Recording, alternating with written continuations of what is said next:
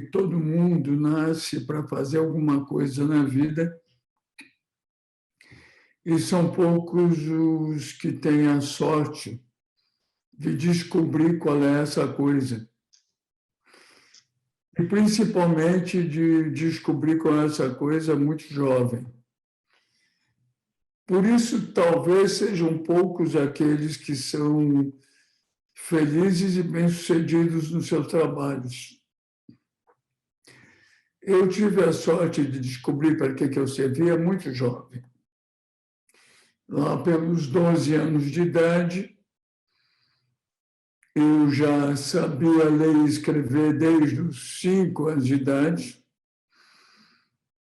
Então, pela lógica, eu queria trabalhar com alguma coisa que tivesse ali a ver com escrever. Por outro lado, eu admirava muito o trabalho do meu pai, que era um homem de vendas, um vendedor. Com 12 anos de idade, eu racionalizei que aonde misturava escrever com vender e vender com escrever, era na criação de publicidade. E eu resolvi que eu ia ser um publicitário. Eu nunca fui bom aluno, mas como eu lia muito, eu levava a escola de letra. Com 17 anos de idade, eu entrei em todos os vestibulares que eu prestei, que eram 4, e eu resolvi que eu ia fazer o de comunicações por causa da publicidade, e minha família resolveu que eu ia fazer 2 faculdades. Família de classe média, bem média, daquela que sonha que o filho tenha muitos diplomas e tal, que eu ia fazer psicologia também. Aí eu comecei a fazer a faculdade de comunicações, a de psicologia. Eu estava com 18 anos, e aí eu arrumei uma namorada 4 para 5 anos mais velha que eu.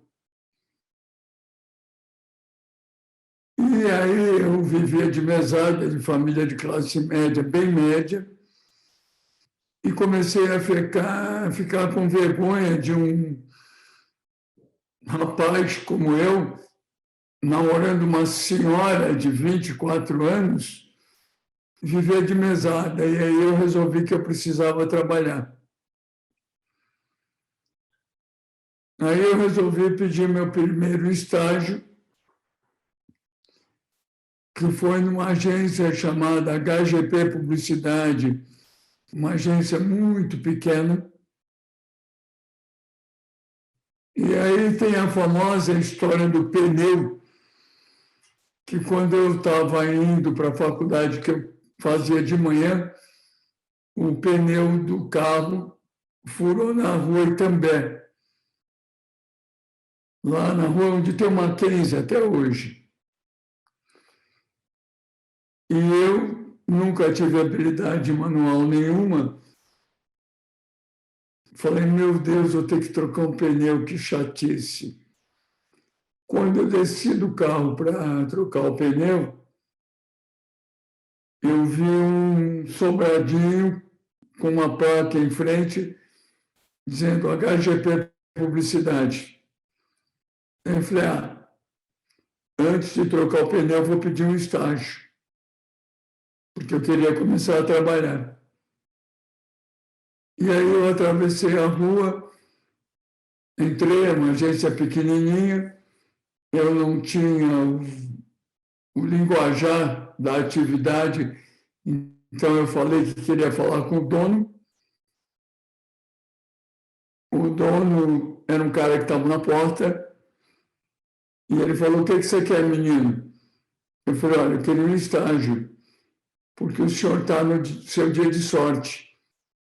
Eu vim aqui só porque meu pneu furou aqui em frente, e o senhor devia me dar um estágio, porque eu vou ser muito bom nisso. E é o seu dia de sorte, porque o meu pneu não costuma furar 2 vezes na mesma rua. E aí ele gostou do jeito que eu falei e me deu estágio. Aí eu comecei a estagiar, comecei a tentar aprender feito um maluco. Larguei uma das faculdades que eu fazia para poder me dedicar mais tempo ao trabalho. E eu perguntava tudo, eu ia tentando fazer tudo. E aí, depois de 2 meses de estagiário, o cara que me deu o estágio, Juvenal Azevedo, me falou: olha, a gente vai te contratar, que você está indo muito bem. Você vai ter um salário. E aí eles me contrataram e foi meu primeiro emprego na HGP Publicidade como redator. Quando eu estava lá na HGP, no 4º ou 5º mês, a agência era muito pequena, e o mesmo Juvenal Azevedo me falou: olha, a agência não está crescendo e você tem um potencial muito grande para fazer isso, você merecia ir para uma agência maior. Começa a mostrar teu trabalho por aí. Até porque eu não sei até que ponto eu vou poder continuar te contratando e te pagar. Aí eu ganhava muito pouquinho, já tinha algum trabalho, comecei a visitar algumas agências, e quando você ganha pouco e tem algum potencial, todo mundo quer te contratar. E aí eu tive 3 propostas. Uma para trabalhar na Denison Publicidade, que era uma boa agência, tinha um profissional de criação muito bom, que era o Ercílio Tranjan, que virou meu amigo pelo resto da vida. Uma outra que era a Stander, que anos depois foi vendida e virou a Ogilvy. E a outra que era a Lince Propaganda. Na Lince Propaganda, estava trabalhando o cara como diretor de criação, que tinha fama de ser o melhor criador de publicidade eletrônica, de comerciais. E eu queria aprender a fazer aquilo. Fui aceitar a proposta da Lince, mesmo sendo o salário um pouquinho menor do que o da Stander, e igual ao da Denison. Aí eu fui para a Lince, aí foi quando eu escrevi o meu primeiro comercial de televisão para as torneiras Leca, que viraram meu cliente a vida inteira.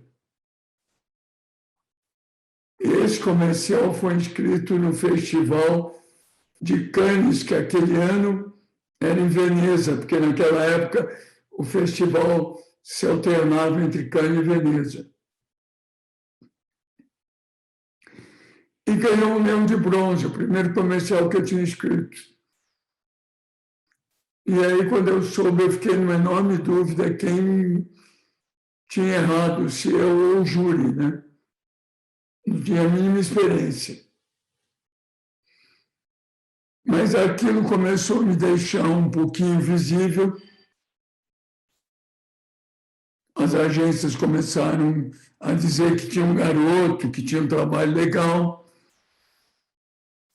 Aí a Lince fundiu com a Júlio Ribeiro, que era do querido Júlio Ribeiro, um brilhante profissional, e eu fui transportado nessa fusão por uma agência chamada Casa Branca, onde eu aprendi muito, fiz alguns trabalhos tidos como importantes.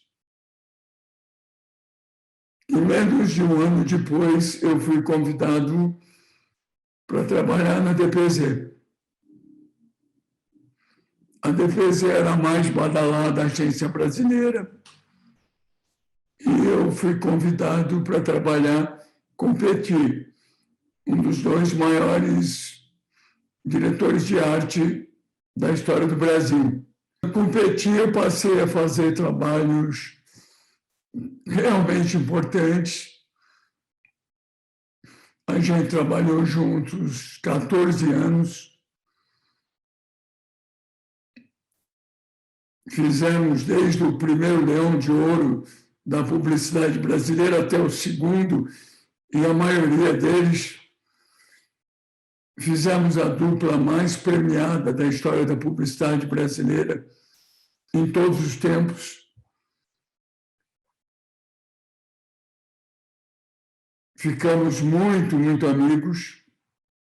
Petit foi na minha vida uma figura tão importante, praticamente, quanto meu pai. Nesses 14 anos que estivemos juntos, eu aprendi muito, ele também aprendeu muito. Até que em 1986, eu resolvi que eu já tinha tudo que eu podia fazer na DPC e estava na hora de criar minha própria agência.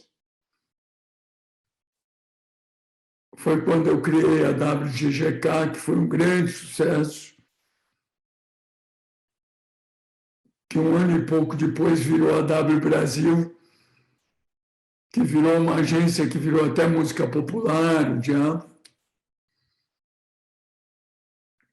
E aí tudo é história dessa história, até quando eu fiz também a W Macan. E assim foi sendo a minha vida. Uma vida sem dúvida nenhuma, onde o privilégio de trabalhar com grandes profissionais de publicidade, de marketing, de ter me dedicado muito, me permitiu fazer muitas histórias que hoje eu tenho orgulho de lembrar e de contar. Eu sempre, desde o início da minha vida profissional, tive o privilégio de trabalhar com grandes profissionais de marketing. E eu me direcionei desde ser apenas um profissional de criação, mas ser um profissional de comunicação, que é diferente, que é o quê? Que é o sujeito que é um redator, mas é também um diretor de arte, é também um profissional de vendas, é também um homem de marketing. Então, eu sempre fui a mistura de tudo isso, e isso que fez com que a minha vida desse certo. Nisso, inclusive, eu misturei a minha capacidade também de ser um homem de RP, dentro do homem de comunicação, de ser um curioso profissional, estudar todas as áreas. Eu acho que um grande problema dos criadores de publicidade, só criadores de publicidade, é que muitas vezes eles andam com publicitários, conversam com publicitários, namoram com publicitários, casam com publicitários e aí passam a fazer a publicidade que já foi feita.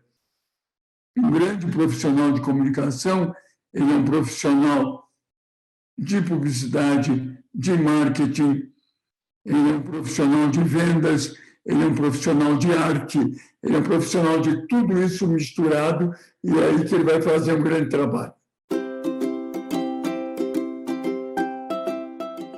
Olha, eu estou morando em Londres, eu acompanho a publicidade mundial o tempo inteiro, e eu diria que aqui também está ruim. A publicidade mundial vive um momento muito ruim, muito fraco, fazendo-se muita coisa irrelevante, numa cultura onde tem muita bobagem. É claro que você pode ter um influencer interessante, mas a maior parte dos influencers não significam nada. É claro que é fundamental quantificar dados, mas você só quase consegue quantificar aquilo que aconteceu, e para acontecer tem que ser relevante. E para ser relevante tem que ter uma grande ideia.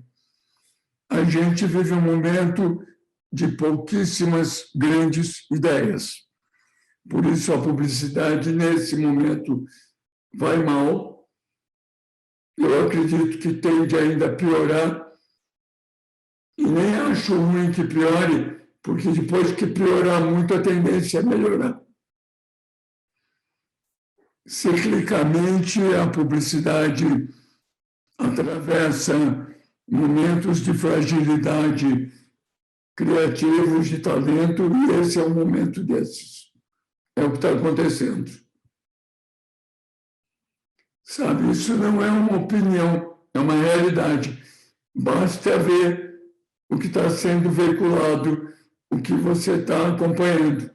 É fraco. Não existe nenhum negócio de comunicação sem a grande ideia. Vamos pensar o seguinte, né? A primeira coisa, não acho um mérito não estudar. Muito pelo contrário, estudar sempre é bom. Portanto, quanto mais academias, melhor. Eu acho que o nome marketing foi muito vilipendiado pelos políticos, particularmente com a expressão pejorativa que é marqueteiro, que é horrível. Marqueteiros são péssimos. Grandes profissionais de marketing são ótimos. Grandes profissionais de marketing não são apenas profissionais de marketing. São principalmente profissionais de vida. A grande comunicação, o grande marketing é aquele que você tira da vida, transforma em marketing e comunicação e devolve para a vida. Aí dá certo. E é para isso que a gente tem que batalhar muito o tempo inteiro. Profissionais de agências, de anunciantes, de todas as áreas, o importante é ser grande profissional de comunicação, no seu todo. Aí dá certo.